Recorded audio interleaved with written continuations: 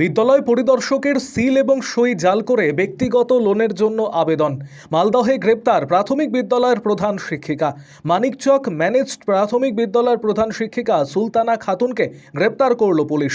জানা গিয়েছে 2024 সালের নভেম্বর মাসে এনায়েতপুরের একটি রাষ্ট্রায়ত্ত ব্যাংকে মানিকচক চক্রের পরিদর্শকের সিল এবং সই জাল করে আবেদন করেন তিনি। বিষয়টি জানতে পেরে মানিকচক থানায় ওই প্রধান শিক্ষিকার বিরুদ্ধে লিখিত অভিযোগ দায়ের করেন বিদ্যালয় পরিদর্শক।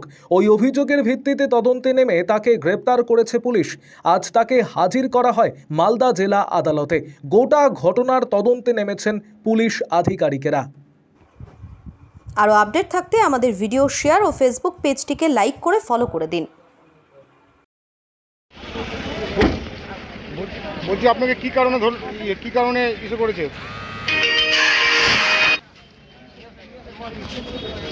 আমাকে একটা জাল কাগজে ফাঁসানো হয়েছে।